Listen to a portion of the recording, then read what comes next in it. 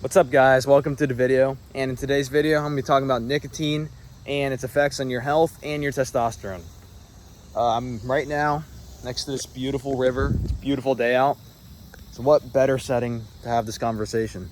So to start, I'm going to talk about testosterone because I'm assuming that's why most of you guys clicked on this video.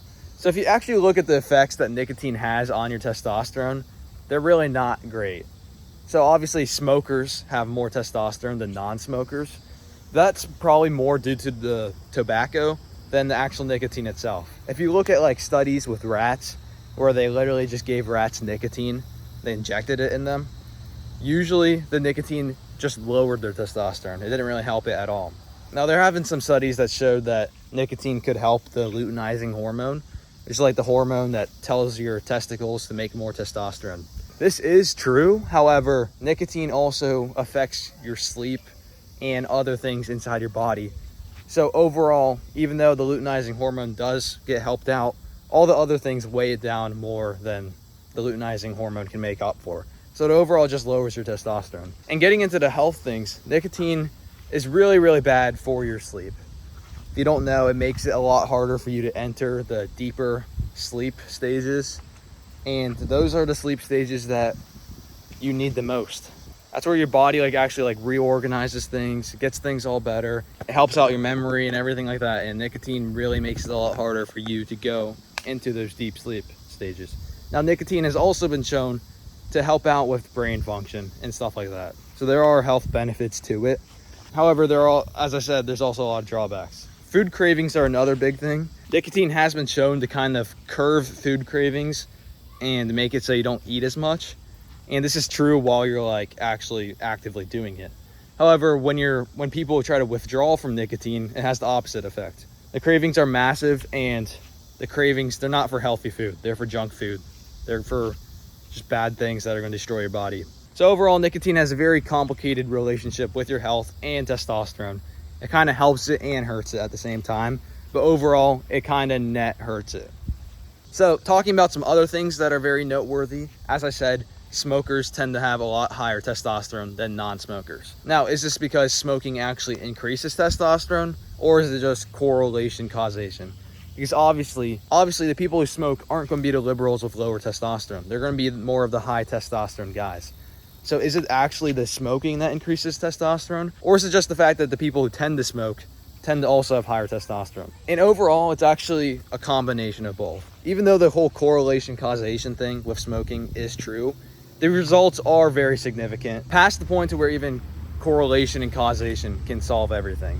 And this is more likely actually not due to the nicotine, but it's more likely actually due to the tobacco. Because tobacco is known as something that's called an aromatase inhibitor.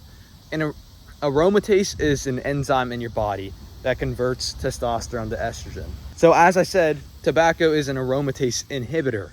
It stops this enzyme from happening. So what happens is that if this enzyme is blocked, less testosterone is being converted into estrogen. And this is shown in many studies. Both free testosterone, which is the one that actually matters, and total testosterone are pretty significantly higher in people who smoke versus people who don't smoke.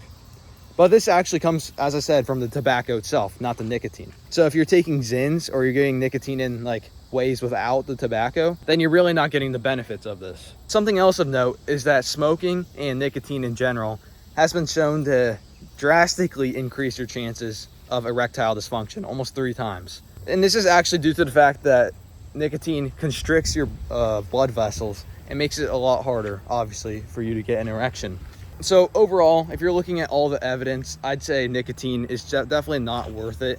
And that's not even mentioned. I didn't even get into any of the cancer concerns, which there definitely is massive cancer concerns for basically any form of way of getting a nicotine. Now, if you do decide that maybe, I really need it for brain function or something like that, and you really need to get nicotine in, there are absolutely right ways to do it and wrong ways to do it. So first off, I'm going to start off with the worst way to get nicotine in, which is actually cigarettes. Cigarettes contain plastic filters inside them.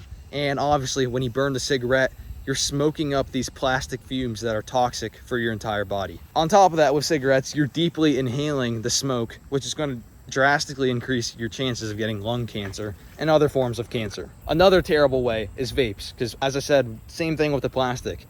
Vapes, they heat up the plastic around them to levels where part of the smoke is, there's going to be some plastic fumes in there, and that's going to go straight into your body and deeply inhaled in you. Also, vapes are just full of random chemicals that you don't even know what it is. I mean, how do they make vapes taste like cotton candy? It's just completely random crap that they throw in there. That's obviously not good for your body at all. Zins are a newer one, and although they are definitely better for you than vaping and cigarettes, they still have a number of problems as well. The biggest being that they're just completely chemically made, and you put the little pouch in, and all the chemicals and all the flavorings and stuff, it goes directly into your bloodstream, and it's just going to hurt you a lot. Most of the stuff in Zins are known carcinogens, and they cause cancer. So overall, I don't think Zins are as bad as the other options, but they're definitely not great either. The best option, I would say, is smoking a 100% organic, 100% tobacco cigar, not one of those cheap ones you can buy at the store for $5. These cigars, most people just mouth inhale it, so you're not really getting it in the lungs at all. It can still cause cancer, obviously, but the chances are very reduced. And on top of that, tobacco is just natural. I mean, it's been grown for centuries. People have been smoking it for centuries. So if you are going to get your nicotine in, that is the way. Now, smoking these cigars also comes with its own set of problems. Tobacco is known to have a lot of heavy metals because the soil it's grown in tends to have a lot of heavy metals, and it goes up into the plant. So when you're smoking it, you're smoking heavy metals, and you're smoking some other really bad things as well. So is smoking these cigars completely risk-free? Absolutely not. It's definitely going to hurt your body as well. But it is the best way to get nicotine in if you actually want the health benefits of nicotine. So is smoking 100% organic tobacco cigars completely risk-free? Absolutely not. But if you do want a way to get nicotine in, it is the best way you can get it in. So to conclude the video, nicotine is probably really bad for you. Most of the evidence correlates to this, but there are some health benefits to it. And if you do want to get nicotine in for these small health benefits, then 100% organic tobacco cigars are the way to go. Thanks for watching, guys. If you learned something new, make sure to subscribe, and I'll see you in the next one.